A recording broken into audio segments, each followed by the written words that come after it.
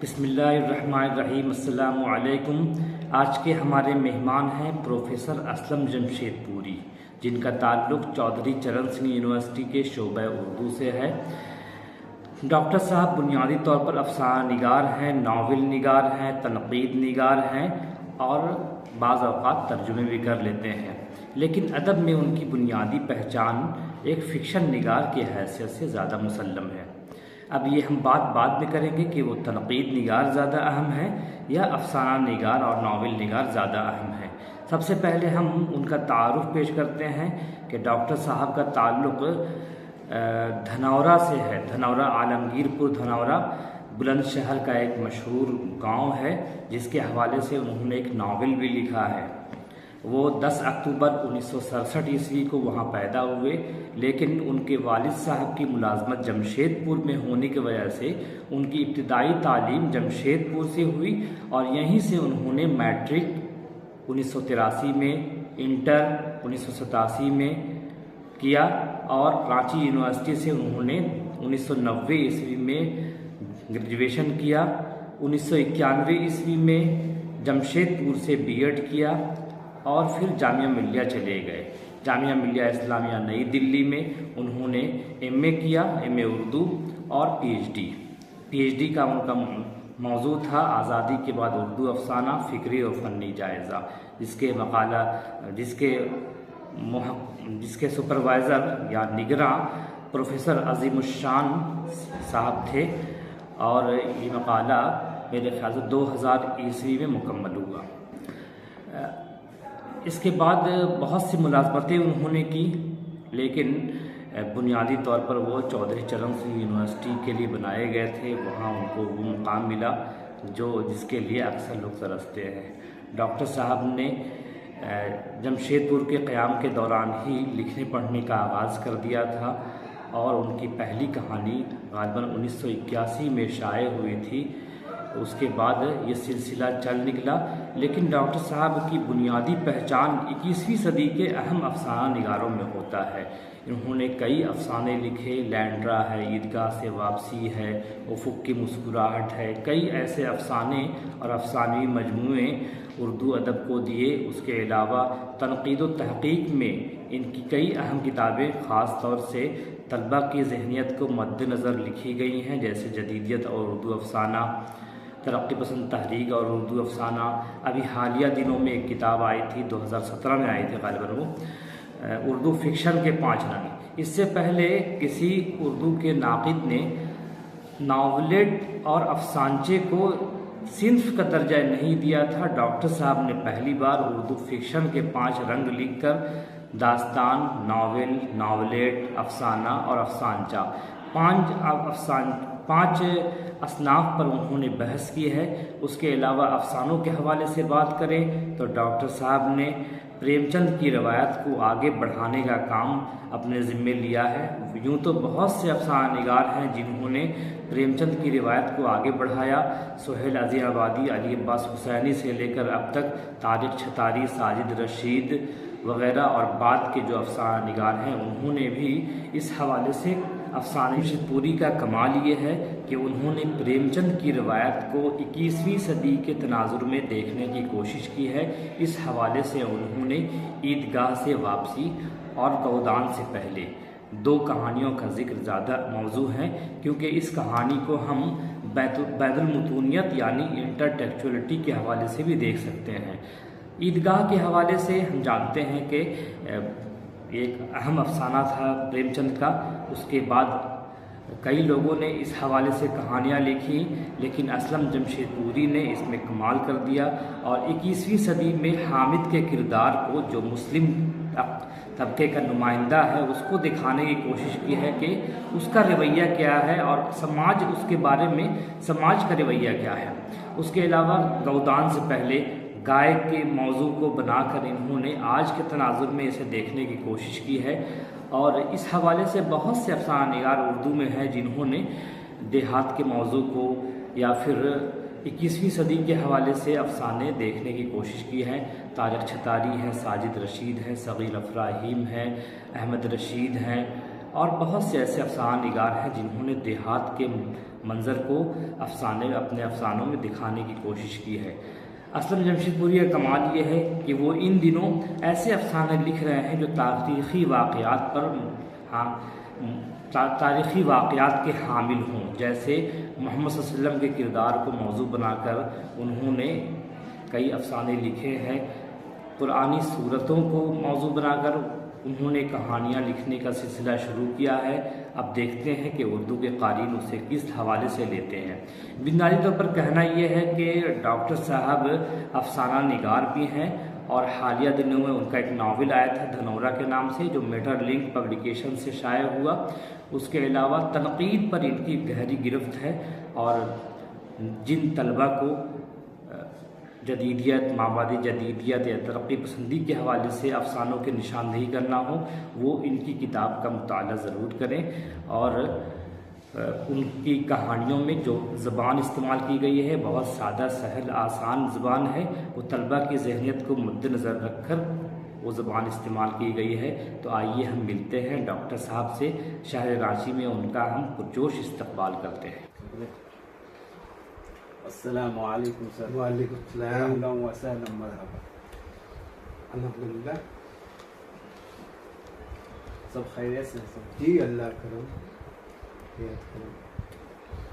ناظرین و سامعین، آج پھر ایک ایسے شخصیت سے ملاقات ہے جو عالمی اردو ادب میں کسی محتاج تعارف نہیں۔ افسانہ نگار، ناول نگار، بلند پایہ کے نقاد، مصنف، مترجم اور بالخصوص افسانوی دنیا میں ان کا نام کافی اہمیت کا حامل ہے،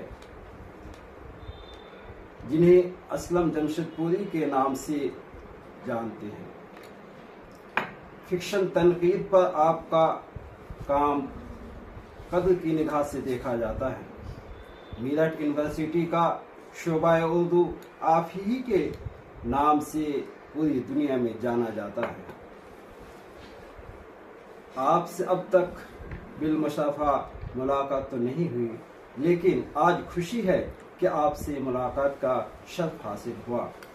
سر، اس ملاقات کے ذریعے میں آپ کی ادبی کاوش، آپ کی فن و شخصیت کو جان سکوں، ساتھ ہی نئی نسل، خاص طور پر ریسرچ اسکالر کے سامنے آپ کی ادبی خدمات کو پیش کر سکوں۔ ناظرین، آئیے آج ان کی ادبی خدمات کو انہی کی زبانی سنتے ہیں۔ سر، اولاً آپ اپنا نام اور اگر کلمی نام ہو تو بتائیے۔ مجھے محمد اسلم خان کہتے ہیں، اور کلمی نام میرا اسلم جمشید پوری ہے، اور آئندہ بھی رہے گا۔ میں اسی نام سے لکھتا ہوں۔ میری بہت سی کتابیں، بہت سی کہانیاں اسی نام سے ہیں، اسلم جمشید پوری۔ سر کے تعارف ہمارے ساتھ ڈاکٹر غالب نشتر صاحب کریں گے۔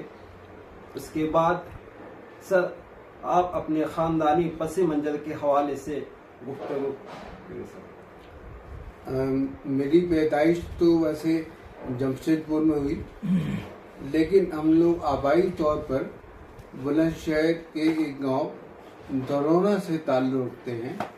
دھنورا ایک ایسا گاؤں ہے جو فرقہ وارانہ ہم آہنگی کی ایک بڑی مثال ہے۔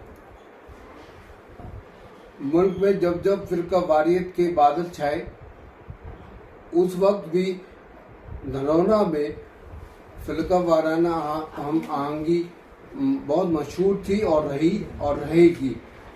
میرا تعلق اسی گاؤں یعنی بلند شہر کے ایک گاؤں دھنورا سے ہے۔ دھنورا میں ہمارے دادا پردادا بہت سارے لوگ وہاں آئے۔ ہمارے والد جو ہے وہ جاب کی تلاش میں جمشید پور آ گئے، اور یہیں میری پیدائش ہوئی۔ اور اتفاق یہ ہے کہ میں اسلم برنی کے بجائے اسلم جمشید پوری ہو گیا، کیونکہ اگر میں بلند شہر میں رہتا تو اردو نہیں پڑھ پاتا۔ سر، تعلیم کا آغاز کب سے ہوا और आला तालीम कहाँ से हासिल की? तालीम तो मैंने वैसे ही जमशेदपुर में इब्तदाई तालीम से लेकर बीए ऑनर्स और बीएड तक की तालीम मैंने जमशेदपुर करीम सिटी कॉलेज से हासिल की। और उससे पहले मैंने कबीरिया स्कूल में पढ़ा और उसके बाद फिर मैं जामे चला गया था आला तालीम के लिए, जहाँ से मैंने एमए उर्दू किया, एमए पर्शिया साहित्य किया और फिर पीएचडी की। पीएचडी करने के बाद मैंने वहाँ 5 साल पढ़ाया है। सर इसी से मिलता जुलता एक सवाल, आपकी तालीम रांची यूनिवर्सिटी से हुई, तो उस वक्त का तालीमी माहौल और अब का तालीमी माहौल में क्या फ़र्क महसूस कर रहे हैं? बहुत फर्क है। जब हम लोगों ने रांची यूनिवर्सिटी से बीए ऑनर्स और बीएड किया था, उस वक्त रांची यूनिवर्सिटी और जमशेदपुर, मतलब रांची और जमशेदपुर में उर्दू के हिसाब से उर्दू का माहौल बहुत अच्छा था। आपको जानकर हैरानी होगी कि उर्दू मीडियम से पढ़ाने जाए, पढ़ाई पूरी करने के लिए जमशेदपुर में 12-13 हाई स्कूल ऐसे थे जिसमें उर्दू मीडियम से तालीम होती थी और हमने भी उर्दू मीडियम से तालीम हासिल की। कबीरिया मेमोरियल उर्दू हाई स्कूल से मैंने फिजिक्स भी पढ़ी उर्दू में, मैंने मैथ भी उर्दू में पढ़ा और तारीख और दूसरे तमाम सब्जेक्ट जो है मैंने उर्दू में पढ़े। बहुत खुशी की बात। सर पढ़ने के साथ लिखने का चस्पा कब से लगा? ये भी असल में हमारे वालिद को बहुत शौक था। वो जब भी बाहर जाते थे, सफर के अखराजात से जो पैसे बचते थे उन पैसों के वो नावल ले आते थे, तो घर में नावलों का बड़ा ज़ख़ीरा था। मैंने चोरी छुपे उनको पढ़ना शुरू किया।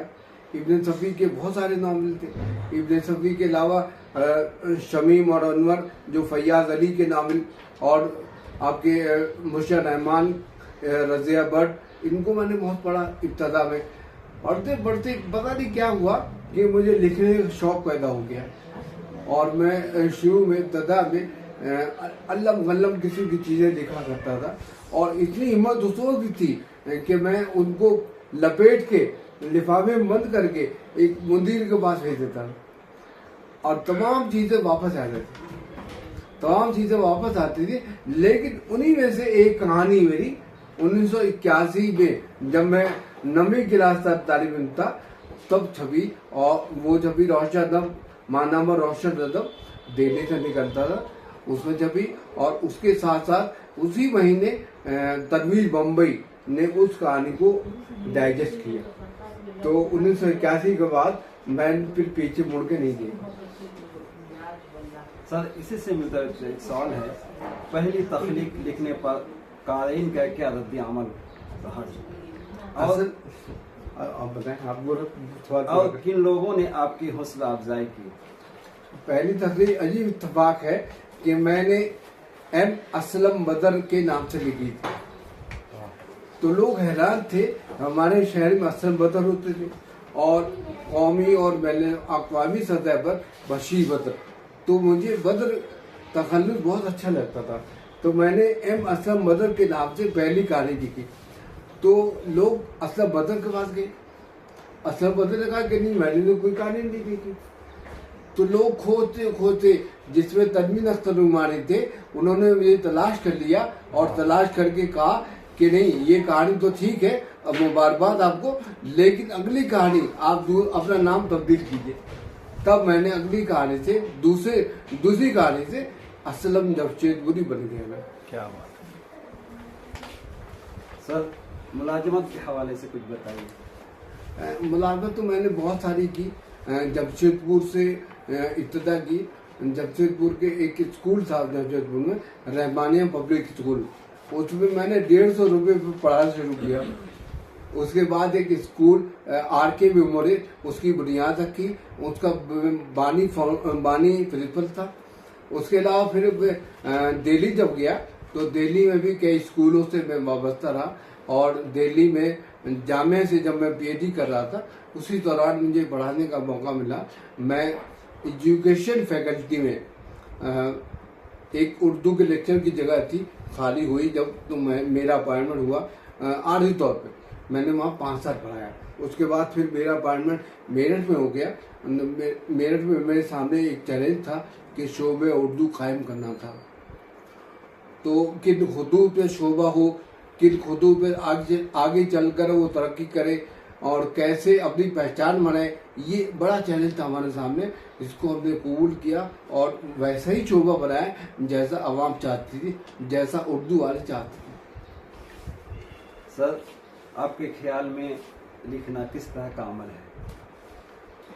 लिखना असल में अपना माफी ज़मीन अदा करना, एक दूसरा जो आपकी बेचैनी होती है समाज में देखने के बाद, समाज में जो कुछ ज़ाहिरी तौर पर आपको नजर आता है वो राइटर जो है ऑब्जर्व करता है, राइटर उसको उस पर रद्द अमल जाहिर करता है। अगर उसमें लिखने की सलाहियत है तो वो लिखता है, चाहे नज्म लिखे चाहे नस्र लिखे। तो इसी तरह मैंने भी लिखा। सर, अपनी तसनीफ के हवाले से कुछ इजहार ख्याल फरमाइए। ये मुश्किल सवाल है। अपनी तकसीम के बारे में, यानी अपने बच्चों के बारे में, अपनी तख्लीक के बारे में कुछ कहना अच्छा नहीं लगता। फिर भी जब आपने सवाल किया है तो मैं बता दूं कि अब तक मेरे 4 अफसानी मजमूए और 1 अफसानचों का मजमुआ और तनकीद की तकरीबन 30 किताबें और तर्जुमा वगैरह बहुत सारे काम किए मैंने। उन सब की किताबें जो है मंजराम पे आ चुकी हैं। लेकिन मुझे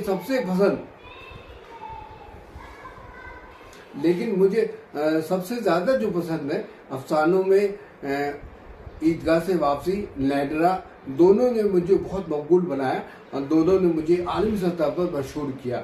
इसके अलावा मैं तनकीद देखता था।